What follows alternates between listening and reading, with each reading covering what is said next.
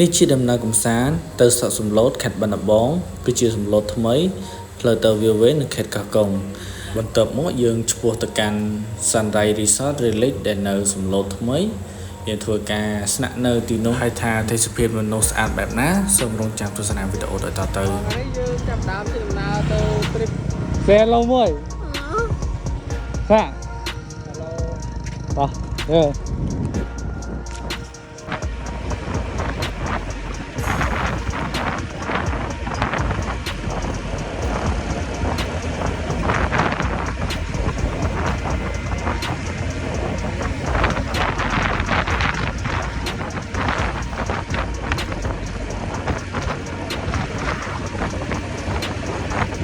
បន្ទាប់ពីយើងធ្វើដំណើររៀងយូរដែរហើយយើងក៏បានចុះសម្រាប់នៅកន្លែងក្រាសាំងដើម្បីចុះរកអីញ៉ាំហើយខ្ញុំបានកាហ្វេទឹកដោះគោនំប៉័ងហើយចុះថតរូបទីទៀតហើយយើងធ្វើដំណើរទៅមុខទៀតយកកាហ្វេទឹកដោះគោបាទតែសុំចាស់អើអីអីបានយកមួយទៀតពីរហើយបន្ទាប់មកយើងបានកាត់ចូលវីដេអូដល់កន្លែងយើងសម្រាប់នៅ Sunrise Resort Village យើងបានថតតាមផ្លូវឲ្យអ្នកទាំងអស់គ្នាទស្សនាទេព្រោះវាពិបាកជិះមករៀងផ្លូវរៀងយ៉ាប់យើងបន្តិចបាទនេះអ្នកទាំងអស់គ្នាយើងបានមកដល់ហើយនេះ say hello មួយ hello យកសាក់ hello មួយ hello ខៀ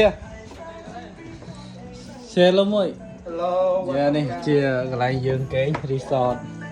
ហើយបន្ទាប់មកយើងអត់មានអីនិយាយទៀតទេហើយក៏មានអីថតដែរតោះយើងទៅមើលទេសភាពដែលថតចេញពី drone បងប្អូនគ្នាហើយសូមអធិស្ឋានផងវីដេអូនេះរៀងអញតិចព្រោះយើងទៅតែរៀនធ្វើវីដេអូដំបូងអញ្ចឹង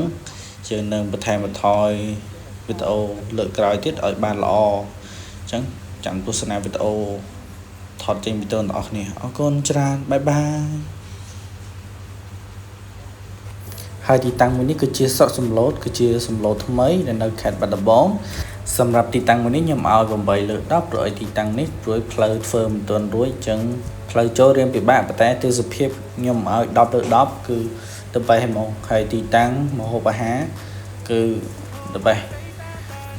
ហើយខែនេះគឺចំខែភ្លៀងផងព្រោះយើងទៅគឺដំណើរកំសាន្តមួយនេះគឺទៅបេះហ្មងសប្បាយត្រជាក់គេងសោះស្រាយអារម្មណ៍និយាយទៅអារម្មណ៍ថ្មីចូលមកក្នុងខួរក្បាលយើងបណ្ដោយរឿងចាស់គួរបំភ្លេចចោលអស់អញ្ចឹងអ្នកនរគ្នាបើសិនអ្នកនរគ្នាទំនេរអ្នកនរគ្នាអាចមកលេងនៅសត្វសំឡូតនេះបានគឺជាសំឡូតថ្មីទីតាំងស្រួលរកទេអ្នកនរគ្នាគាត់ឲ្យ Sunrise Resort Village ទៅអ្នកនរនឹងឃើញចេញហើយកន្លែងទីតាំងដែលពងខ្ញុំស្នាក់នៅជាទៅខ្ញុំឲ្យ10លើ10មក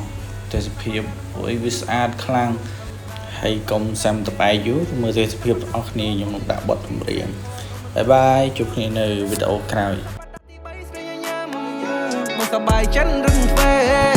តែពេលអូនជារបស់បងមកនៅរបត់ដូចគេមិនឲ្យសពដូចអ្នកចានៅប្រទើណាដើវេ